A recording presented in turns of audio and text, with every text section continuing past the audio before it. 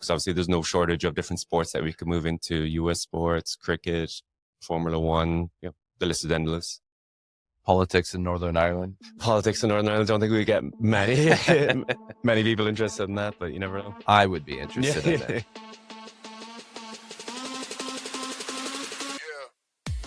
What is up, everybody? I am Jason Trosa, host of the Business of Betting podcast. I'm in studio today with Will Martin, the CEO and founder of LiveDuel, an up-and-coming exchange. Welcome to the podcast, Will. Cheers. Thank you for having me, Jason. So, a new exchange, huh?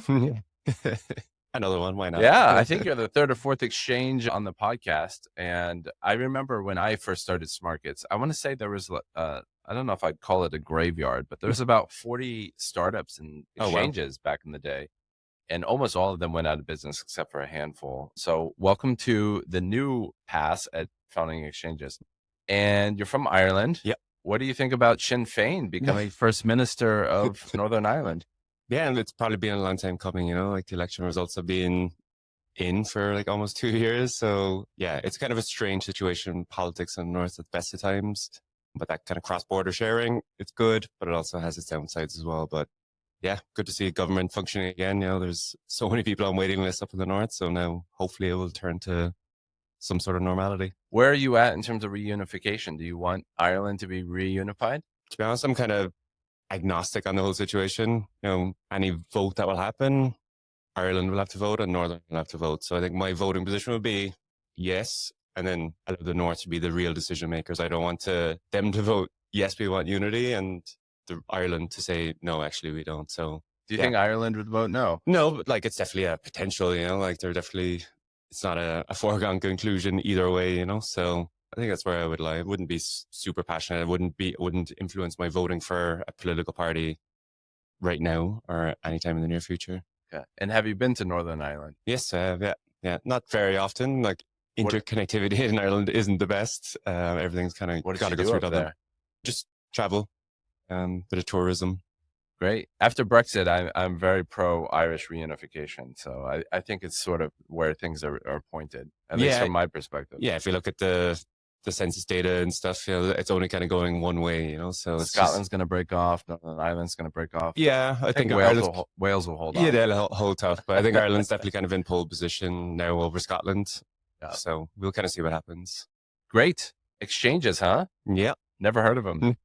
So why don't you, for the audience, set up where you're from, the name of your company, what you're trying to do, and let's hear the elevator pitch. Yeah. So Will Martin from Cork in Ireland, founder of LiveDuel. So it's a decentralized sports betting exchange. So it's not quite similar to, I guess, the first kind of iteration of betting exchanges. So it's kind of taking a lot of lessons and learnings from the world of decentralized finance, which is trying to remove the middleman from the world of finance and applying them to sports betting. So came through Techstars Web3 Accelerator program in 2022, up to a total of 6 in our team right now. Adidas family also have invested, as have Avalanche, the kind of layer 1 blockchain. We can go into the nitty gritty details of the blockchain stack that we're using and the benefits of it. We don't lean too heavy into the fact that we're based on blockchain. We just kind of view it as another part of our tech stack, kind of pisses me off when people kind of lead that, hey, we're crypto or we're blockchain as the main selling point, as if that's really what a differentiator is, but what benefits can kind of come out of it. So why don't you talk a little bit about the motivation, because obviously there's exchanges in the market. There's also other blockchain exchanges in the market. So what did you, looking at the market from your perspective, why did you see this market and say, hey, it's my jam? Yeah, so I kind of got into sports betting when I was first year university student many years ago now. Studied economics and computer science, learned about commodities, arbitrage and Econ 101, and I thought that was quite interesting and decided to do my project on, can you apply those principles to sports betting? Because I guess my hypothesis was all these different betting companies, exchanges and sportsbooks are essentially selling the same commodity. It's Manchester City to win the Champions League or the Premier League, or Liverpool to win the league, but the prices might be quite different. So I was able to execute lots of trades, make a bit of money, got an A on the project, but it kind of introduced me to that whole world. So kind of moved from there into value betting, match betting, sports trading, stuff like that. So when I was telling other people in my economics class or in the poker society, this is really interesting, you should take a look at it, the user experience of betting exchanges kind of went above their heads of, this is too complicated. I don't really care that much. So that's kind of the angle that we're kind of taking, that betting exchanges have been proven to be widely successful, but there's potential issues with scalability, kind of hitting the masses, that it's still very a trader kind of focused user base. And maybe you've kind of got clear insights there. And I think, what you're doing with your sports book as well, I think kind of leads into that as well, that it needs to be kind of more mass market. So that's our approach. So, okay. So you were econ student, or econ and computer science. I would argue that computer science is more important than the econ. Oh, definitely. Yeah. But I'm not that smart where I could do computer science very well. So that was my minor. I was never good at computer science either, but it's really an important skill, I think. 100%. So you were match betting, you were arbing, and you thought that this is cool, but it's not very well done. Yeah. It was just to explain it to other people. It was just, it kind of felt like I was a lecturer in econ and computer science trying to, hey, you can make money and it's sports betting. This is cool. This should be fun. Whereas people just kind of viewed it like, I don't know what's going on. Why is there 18 prices on Premier League match? Mm-hmm. Why are half of them pink? Why are half of them blue? And how did you make the leap from that to, I'm going to dedicate my next X years of my life to this? Yeah. So I kind of parted for a good number of years, was a futures and options trader for a few years. Went back after that to do a master's in entrepreneurship and management. So I was kind of in two minds at the time. It was after the flash crash in May 2010. I was like, I don't really like this industry. It was definitely like my path when I was like 10 years old to be that kind of trader type. But when I kind of pulled back the curtain, it just wasn't for me. So I got to study and live in Barcelona, Taiwan, and San Francisco. So it got me really interested in just the whole kind of cultural aspect of different things. Ended up in San Francisco for a while, worked on product on Beats by Dre products. That kind of gave me appreciation of how you can take a commoditized product, which are headphones, and turn them into like the hottest new thing using kind of influencers, athletes and stuff to kind of promote the brand. Mm-hmm. So then it was really like, GameStop phenomenon and kind of investigating that a bit more, because it was very different from when I was kind of working in the financial industry. It was very social media driven, younger demographics. Everyone was kind of getting shuttled into Robinhood and similar kind of apps. So it was kind of at that point, like, yeah, why hasn't someone kind of taken another stab at, an improved kind of user experience, mobile first exchange? So that was kind of the starting point a couple of years ago. So had kind of put together a basic prototype, built the kind of co-founding team, applied to get into Techstars, and that was kind of all right, we got something here, let's go. Great. And are you basing in Ireland, or were you setting things up? So yeah, the company is based out of Ireland, but the team is pretty decentralized at the moment, and that's probably how we'll go for the next while. Serbia and Croatia, team member in India, UK and Ireland. So yeah. Great. Okay, so why don't we get into the weeds? Because at least from my perspective, it's quite a crowded market. From the sportsbook side, there's, God, I don't know. I would say in the UK, there's probably, I'm using the UK market because I know that the best, but I would say there's 300 or 400 books that face the UK market. In the US, there's 30. In the exchange world, there's 4 or 5 major players, and I think probably 4 or 5 crypto exchanges. So it's quite a crowded marketplace. So what's your edge, or what do you think your edge is?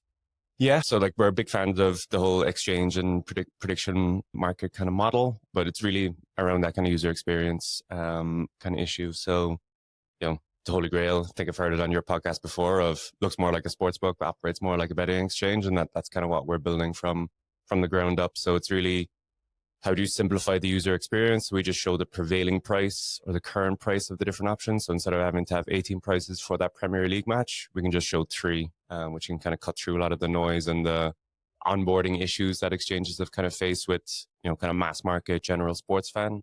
And it's really like, how do we kind of build up from there? So we're just focusing on the big markets to begin with, home team, away team draw, over under, maybe some spreads then if we're talking about US sports, but literally just focusing on those rather than trying to be, hey, we have 500 markets available for this upcoming game, because don't really want to go for the long tail. It's how do you focus on the big markets? And then, I think you've probably found as well that since you're an exchange, it's kind of easier to kind of build community and kind of onboard people. So that's our main focus of how do we incentivize, our community as well as us, and be completely aligned so we can build something together rather than having that kind of weird relationship that sportsbooks and their end users have. So why don't you take a moment to criticize what I've done? Because I think I have largely the same hypothesis that you Mhm. do, that exchanges are amazing. It's amazing technology, but the way they're implemented is not very user friendly. I completely agree with that. So what do you think, what have we done that you think has created an opening for you?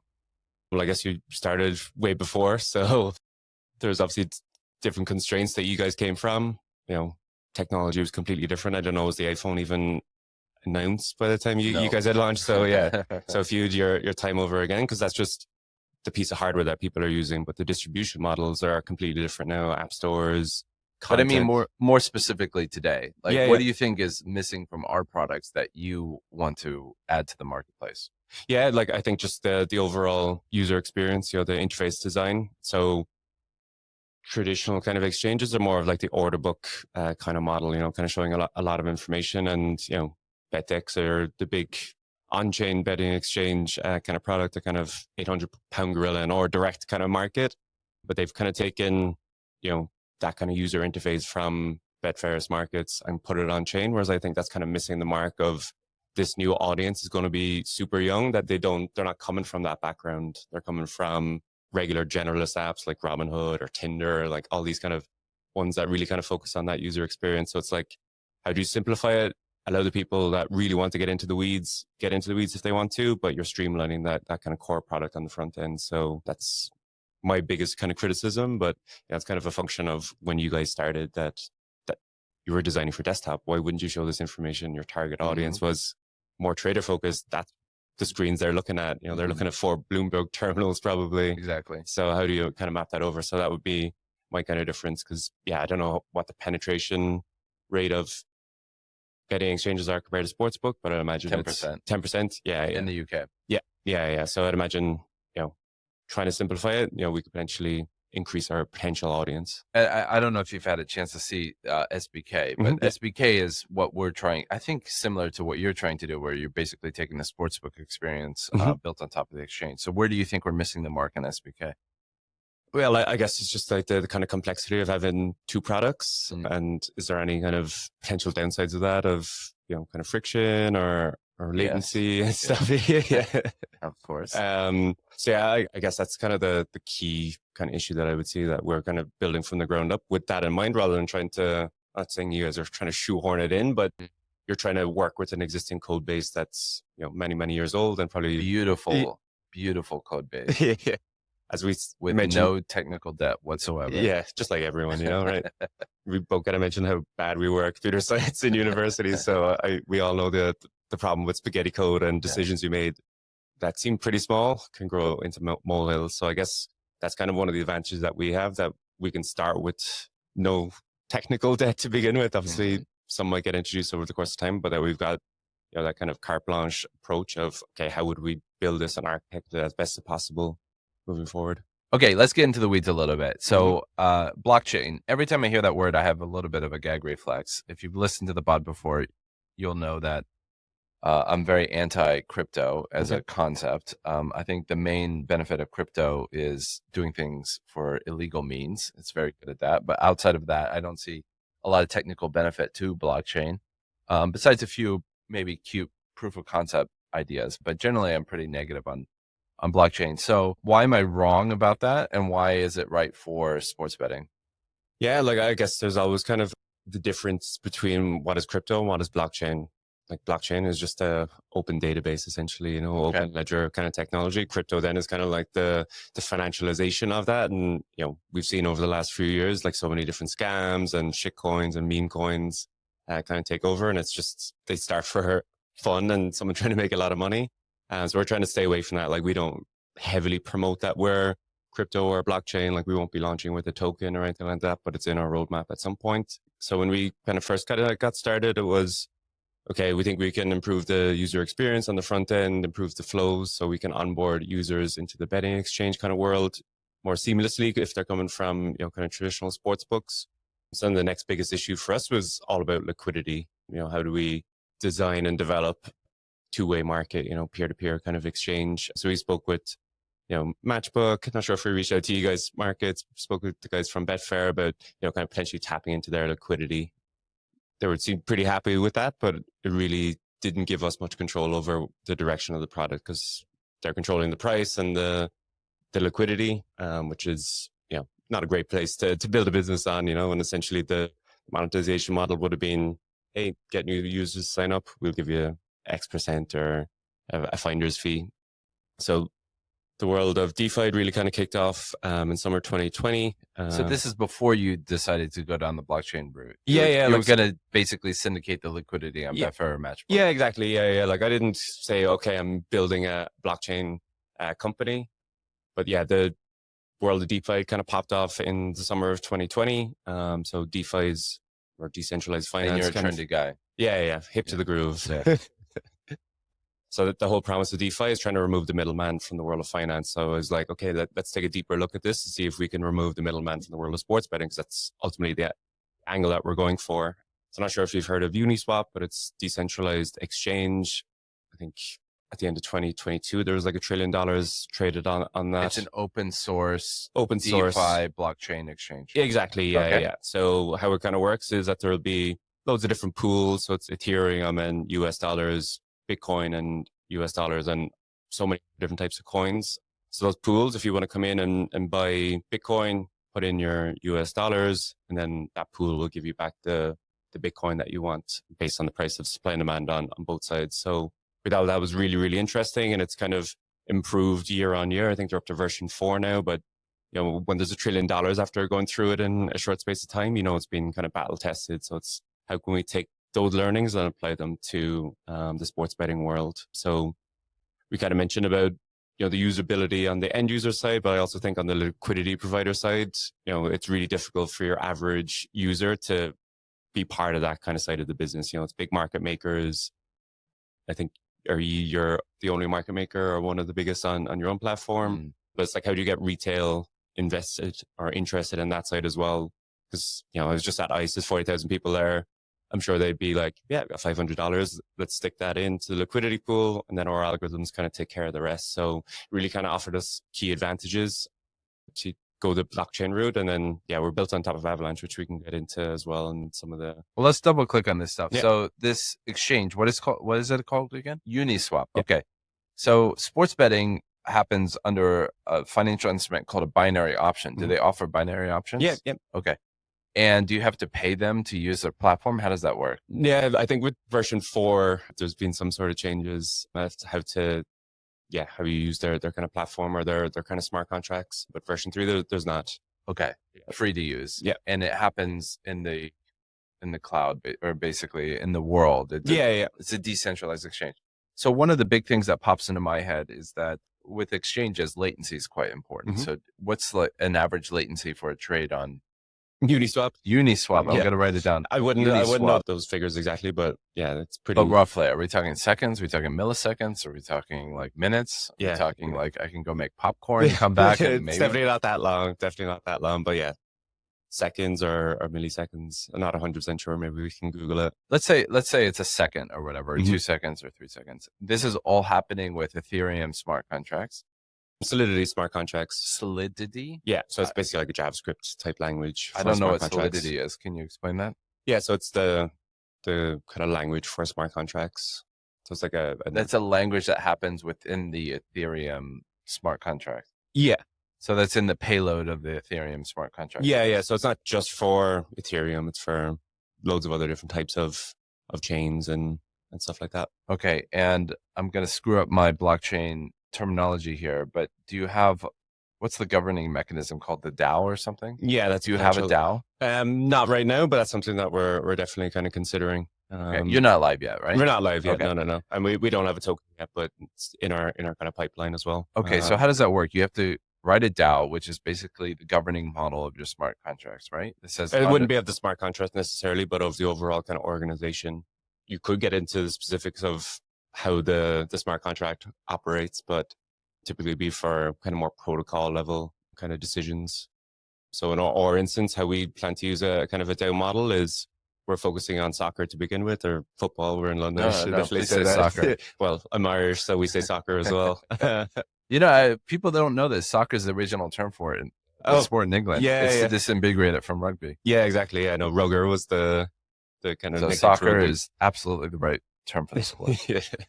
So you're starting with soccer. Starting with soccer. So our kind of plan with the DAO is, okay, which sport should we move into next? So kind of giving that kind of community, that kind of sense of control and engagement, so we can A, kind of sample what people are interested in, but B, kind of give them control over what they want to see next. Because obviously there's no shortage of different sports that we could move into: US sports, cricket, Formula One, the list is endless. Politics in Northern Ireland. Politics in Northern Ireland, I don't think we get many many people interested in that, but you never know. I would be interested in it. So how does it work from, and excuse me for my ignorant questions about the blockchain, but how does it work with sort of settlement, liquidity provisioning, order book stuff? Is that all governed by the smart contract and you write the rules to that? Yeah. And you haven't written those rules yet? Yeah, we have for the most part. Yeah, not every single aspect of it, but yeah, I guess we could take a step back. So, Uniswap's kind of big kind of innovation is called automatic market makers or automated market makers. Could go wrong. Yeah. But what they've proven is really, really interesting stuff. So they've, even for the binary options. Yeah. No, it's been, they're quick innovators, like it's obviously kind of constantly evolving kind of landscape. But yeah, $1 trillion kind of gone through, and that was kind of 18 months, 2 years ago now at this stage. So I'd imagine there might be there's a lot of money in Prime. This is the point I don't get, like 10 years ago when Silk Road was popping off, I could see why people are like, oh shit, there's all this drug money coming in and stuff to crypto and blockchain, but it's more transparent and trackable than cash, like how much is wagered on the side of a race course. What do you think people are using blockchain for? For transactions. I mean, yeah, of course Putin's using it for transactions. The Chinese and the Iranians. They're also using money. So yeah. No, I mean, I'm being a little bit cheeky, but I do think the principal use of crypto and I'm using crypto and blockchain interchangeably, but I do think the principal benefit of it is illegality. Because otherwise you use digital currency or normal currency. No. But if you have to wait 3 to 5 days for a bank transfer, then you might look at more instant kind of transactions. I think it depends on the country and the network. Like in Europe, for example, it's instant. It's free to move money in the UK and Europe with SEPA payments. It's pretty fast and easy. In America, it's because we're built on sort of this federalistic archaic system of ACH transfers, and that's kind of slow. Venmo's kind of gotten around that by doing sort of peer-to-peer. But if you want to send money instantly, you can use Venmo or PayPal or something like that to kind of move money instantly. Yeah, potentially. But then you're kind of operating on their terms. PayPal, kind of jacked up their transaction fees over the course of time. And, if I'm paying someone in the US or someone's trying to pay me, it's like, okay, shit, there's going to be a But while we're talking about transaction fees, I have a very, very, very small amount of Bitcoin, and I just parked it on Coinbase because I didn't want to do custodian. I left it on my sort of Dropbox account forever and just moved it to Coinbase. They have a charge of 2% transaction fee. Well, they're fully regulated. Super so expensive. Yeah. So there's tons of transaction fees in crypto. Yeah, oh, absolutely. Yeah, and I'm not going to say there isn't. Gas fees on Ethereum are just absolutely crazy, and that's kind of why we went with Avalanche. So we're running our own kind of node infrastructure. So what is Avalanche? Avalanche is another kind of layer one with smart contracts kind of baked in. What does layer one mean? So it's, the kind of root kind of protocol or whatever. That's where the smart contracts are deployed. What layer is Ethereum? Layer one as well. Okay, so you're not using Ethereum. Not using Ethereum, but everything is EVM or compatible, so everything is kind of taking what Ethereum have done and, kind of improving it and putting their own kind of spin on it. This is like Ethereum B. Ethereum B, yeah. So Solana and Avalanche would probably be the two biggest, kind of similar to Ethereum, but trying to solve some of the issues like transaction speed. So you're using Avalanche, which is Ethereum B, and Uniswap, and they have these automated market makers for binary options. And your hypothesis is that will work in sports betting context. So you don't have to worry about liquidity provisioning because you can just flick on automated market maker on the Uniswap. Yeah, and it's just, we can attract a wider scale audience, that we don't need to be, attracting market makers that are doing this day in, day out, that we can attract a retail kind of audience that might want to put in. Because you have liquidity because of the automated market maker of Uniswap? Exactly, yeah. So that they don't have to go in and, add liquidity to each individual market, each individual outcome at each individual price. Okay. So, I could put in $500 and just kind of be more kind of passive and rack up transaction fees. You mean you can fund the audit? You don't have to know the algorithm. You give the automated market maker wampum points, avalanche points here, and whatever it's called, and then that does the magic. Yeah. Okay. Yeah. What could go wrong? This sounds like, easy money. Okay. So what about? I'm skeptical. Can you explain how this automated market maker works? Do you understand the mechanics? Yeah. Like I wouldn't be able to write a PhD kind of report. Can you write a master's thesis on it? Ooh, I don't know. Bachelor's? Maybe. Okay. Yeah, give me the bachelor's explanation of it. Yeah, so it's all kind of pure kind of supply and demand. So it's like a consistent kind of curve. So if there's big demand on one side, it's obviously going to change the price on the other side of the market. So that's kind of like the big innovation, really, that it all just kind of happens automatically. So what we kind of do to apply it to the sports betting world is like we wouldn't be live with our markets as soon as you guys would be or anyone else in the market. So we can kind of see where the market kind of goes. So we can kind of be at a starting point that kind of makes sense, that we're not starting at a 50-50 if it's a 90-10 game, for example. So we can, have a good kind of starting point in the market. So we're not just going to be arbed out of existence to begin with. Obviously, the volume would be nice to kind of get that ball rolling, but we don't want to expose our liquidity pool to that type of action. And this $500 that you were saying would go into some pool. Like, where's that $500 coming from? Yeah, it'd be coming from me. Okay. And that, like, you're going to seed it with these automated market makers. Yeah, exactly. Yeah. So I'm just kind of talking about like retail types of users could put in, whatever they feel comfortable with, 500, 700, 1,000, whatever the case may be. So we can grow a bigger liquidity pool by tapping into those potential users as well. Okay. And how do you manage sports data and how do you manage these markets? Like, are you going to halt when there's a goal in the soccer game, or what are you thinking about sort of the event management, the market level management? Yeah. So it's obviously kind of crucial. And, when we first kind of started with our beta, we kind of learned a lesson. Obviously, we weren't kind of fully live and it wasn't for real money. So it wasn't a costly error or anything. But there was the France-Algeria game in the World Cup. France scored a last minute equalizer. Ref blew up, and then VAR kind of got on the phone like 2 minutes later saying, actually, you might want to have a look here. There might be an offside. So the market had resolved, according to all our kind of data feeds that we had kind of coming in, that the result was a draw. But then that goal got removed. So then it ended up being an Algeria win. So kind of showed us that lesson, that if you do everything kind of purely decentralized, or as soon as a data feed kind of comes in with the results, that, that's not guaranteed. It's not bulletproof. It's not going to be 100% accurate the whole time. So yeah, we've had to put some sort of breakers in so we can, potentially solve for that. So in an ideal world, I'd love for markets to be open all the time, but, with VAR and VAR decisions kind of going on for so long, it's just kind of opening up potential issues. So we will be kind of pausing markets when. So in the blockchain context, you are a centralized source that is managing the markets. Yeah, no, we're not. No, you're not centralized. No, so we use Oracle. So we'd be taking in multiple different kind of data feeds and using them to kind of base the decisions. And the Oracle is sort of a democratic base, like 51% of the Oracle wins the Oracle. No, so yeah, there's kind of trusted, data providers that are kind of on chain as well. I think it's probably like the 25 of the big kind of data companies that you're probably familiar with. They also have kind of on chain kind of data feeds. There's a BetRadar feed that has. I'm not sure if BetRadar would be there, but yeah, some of the other kind of big ones would be. So how do you handle it? How do you handle this VAR case? So yeah, it's kind of paused the market until we have a resolution. Unfortunately, that's how we're operating it right now. But I would love it to be just purely open, but it's not a reality right now. What would happen if the VAR, the data feed is wrong? How would you handle that case? Like they confirmed the goal after VAR, but it was wrong. The data feed was wrong. Yeah.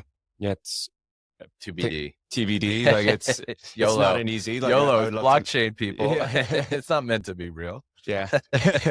And how would you guys resolve that? We should resettle it. Resettle it? Yeah.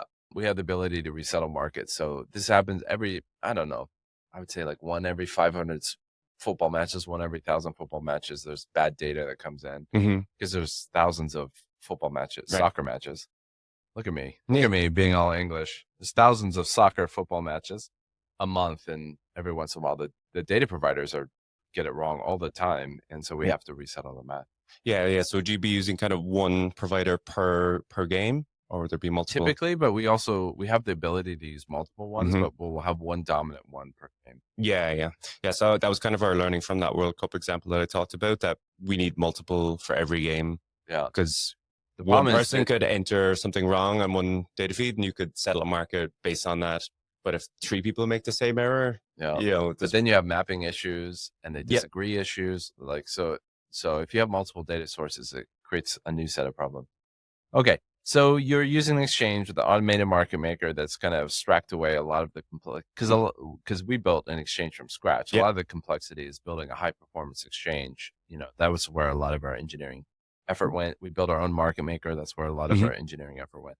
So you don't have to build any of those two pieces, is what you're saying. Yeah. So that frees you guys up to just focus on the front end interface. Yes. Yeah. Okay. So what do you want to do that's unique in the market from a user interface perspective? Yeah, it's just the streamlining of it, just to make it super easy to kind of use. That if you're coming from a sports book, then you'll know exactly what to do. One kind of design decision that I kind of made that we'll see if it will kind of work in the long run, but it's, presenting everything as in a dollar or pound or euro cents. So it's from essentially probabilities. So from 1 cent up to a full dollar. So that's how we're kind of different from other people, I guess, in the market. So it's kind of more taking lessons from the prediction market kind of world. And the reason for that is, anytime I was looking at different odds across different sports books, it was always like, okay, take whatever odds are kind of coming in and let's convert it so I can do a one-to-one kind of mapping, that I'm not like trying to convert fractions to decimals and American odds kind of system. But I think it will really kind of help us and our content creators to promote our markets to the wider audience. That, okay, Manchester United are 55% chance. Okay, they're probably going to lose. So I think that's actually a bad bet. So I'll take the other side, or take the draw. So that's kind of the biggest kind of change. But obviously then we'll allow people to change to view whatever kind of odds format they prefer. But I think that would be a big one for us. I totally agree with you that I like percentages best, but from my experience, sports bettors don't like percentages. They're used to the odds. And so like we definitely have that option for people, but we kind of want to create a kind of more of a universal one. And we're targeting digital natives, right? So it's got that kind of 18 to 35 kind of mark. So some people might have experienced sports betting, other people won't. Like when we first started, it was, okay, sports betting is opening up in the US. A lot of people are coming now from the likes of Robinhood and different kind of trading apps. So they don't have the same, kind of long-standing user experience of sports betting. So that's kind of where we kind of made that decision.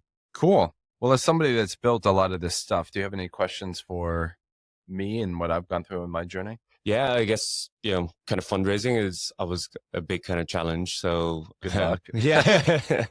I found fundraising challenging for many different reasons. I mean, we were successful raising 30 million in 2021, but before we founded the company in 2008. Right.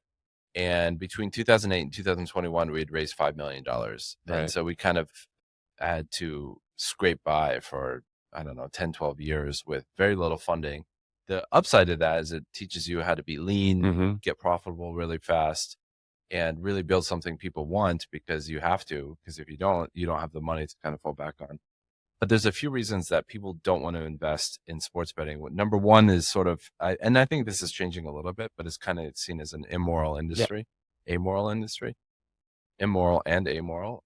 So a lot of people have that aversion to it, especially Americans, although that's changing since FanDuel, DraftKings, the market's opening up. Two, there's a lot of LP restrictions, whether you have Sharia law funds, from the Middle East that have explicit prohibitions on gambling. Well, it's not just Sharia law. There's other LPs that will have sort of sin industry restrictions. So a lot of investors have that. And the third thing, because we have always been taking counterparty risk ourselves, a lot of people were uncomfortable with the counterparty risk that we have to take. So technically we have balance sheet risk, which all sports books do if they're making their own book, balance sheet risk. But that model is uncomfortable for customers. So for those three reasons, we had a very hard time raising money. Yeah. sounds about right. So that 5 million that you raised initially, was that one big round? No, or that was like kind 7 rounds. Right. Okay. It was Yeah. like 7 rounds. So I started with I did the first 2 rounds with friends and family, and then I think I got my first check from a London angel called Stefan Glenzer, and then I rolled that into. Then he brought in another few angels, and then we did a small round with Passion Capital. It was a lot of small rounds. Yeah. Yeah. Yeah. And yeah, what are you seeing in the kind of US kind of markets? That's ultimately where we'd like to be, but it's just like way too competitive. Cost of entry is just brutal. Yeah, I think that's a fair summary, but it seems like there's still a lot of interest in it. There's startups that are, a lot have been on this podcast that have raised a decent chunk of funding, from the sport trades to the underdogs to companies like that, to the bettors that have raised a decent chunk of cash that are going after this market. So I think there's still a lot of enthusiasm, even though it's a very competitive market. I think intuitively people know that, or people think that FanDuel DraftKings is not going to retain the dominant position that they're in, which is why they want to fund it. Also, the market's going to keep growing. I think only about half the United States is open right now. Right. But to your point, it is very competitive and it's not economically sane right now. Yeah. Yeah. Like we're definitely not going to be touching it for a long time, but it's obviously ultimately where a lot of action is going to be kind of falling down. Yep. Yeah, if we kind of look back, Betfair might be 25 years old. Where's the next 25 years going to be? That's kind of our kind of time horizon, thinking really, really long term. Let's go on the blockchain, man. Yeah. Well, we're not getting less digital, so. All right, man. Well, anything else you want to add for the audience that you want people to know about you, or how can they check you out? Yeah, so go to liveduel.com, at LiveDuel, pretty much on all the various different social platforms. Can you bet on LiveDuel today? Not right now. Okay. So when are you planning on launching? So hopefully for June. So we're kind of in that kind of interesting situation of kind of going through our licensing right now. Which license are you going for? So Curacao. Maybe we should have started with that. All the reputable blockchain companies. 100%. Yeah, but they're shaking things up because it's really difficult as a startup to try and figure out which way you're going to go, because it's either going to cost a lot of money or it's going to take a lot of time to actually get through it. And why not get a UK license out of curiosity? Because the rules are going to be changing, and we've kind of heard it's kind of like 12 to 18 months kind of backlog right now. Is it? Apparently so. That's because when rules are kind of in motion of being changed, I think they just went, okay, let's slow down our approval rate here so we can have a closer look, that we don't want to leave everyone through and then actually all the rules have changed, so we have to kind of reevaluate things. So yeah, the cost is quite significant. I didn't realize that many people bet in Curacao. Yeah, huge market. Yeah. All 20,000 people there. So yeah, obviously we'll be targeting different jurisdictions. We won't be doing anything in the UK, for example, or anywhere in the EU pretty much, or the US for that matter. So it's really like a stepping stone kind of license for us. Because we would love to be able to just raise loads of money and let's go for the best in class license, but it's just not the reality of the situation, unfortunately. Yeah. Great. Well, I wish you the best of luck. I completely agree with you that user interfaces leave a lot to be desired, and think there's a lot of space there. I'm still skeptical on the blockchain aspect, but maybe you'll prove me wrong with that. And looking forward to seeing what you guys come up with. Perfect. Thanks a million for your time, Jason. Cheers, Will.